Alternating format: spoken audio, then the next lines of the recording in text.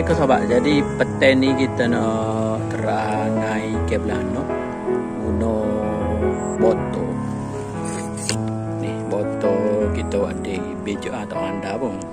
Jadi sehari dua baru ni ada tengok abe tu ngai ikan belanok guna botol, guna upe tepung lah apa kalau. Jadi kita nak teratih guna botol wadi. Tengok ada strike ke tak. Cara dia memang cukup mudah tepung tu kita masukkan ke dalam botol ni yang ada air, sedikit je air kita masukkan. Lepas tu tepung tu dalam 2 sudu atau 3 sudu, tengoklah bergantung kepada saiz sudu. Lepas tu kita baling ke spot yang kita yakini ada ikan belanok lah. Okey. Untuk starting tu dia akan ambil masa dulu sebabnya dia akan panggil ikan untuk berkumpul dekat botol. Lepas tu bila ada masuk tu kita terus sembat diorang tu. Dan kita tarik laju-laju lah, takut ikan terkeluar. Alhamdulillah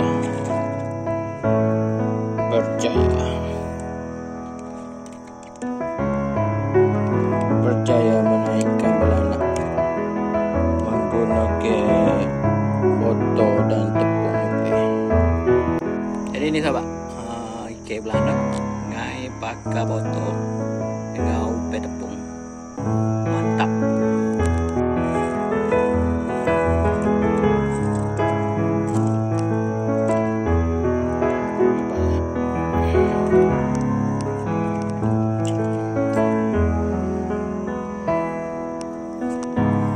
Okey, belanak yang ketiga.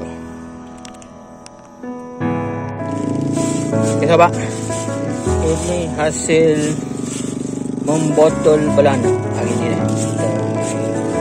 Ikan belanak pakai botol.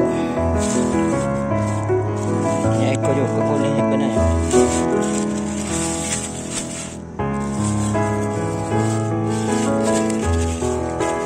Boleh Sorwa 3, 4, 5, 6, 7, 8, 9, 10. Dia boleh dapat 10 ekor ini. Main belanok pakai botol upe tepung kedai raya. Balik je tanpa membuang masa, terus siang. Lepas tu baru turunlah ikan ni sebab kita nak rasa ikan belanak fresh. Okey, ikan pun sudah siap digoreng. Ikan belanak fresh, makan dengan ulam dan air kelapa. Wudu jangan tinggal.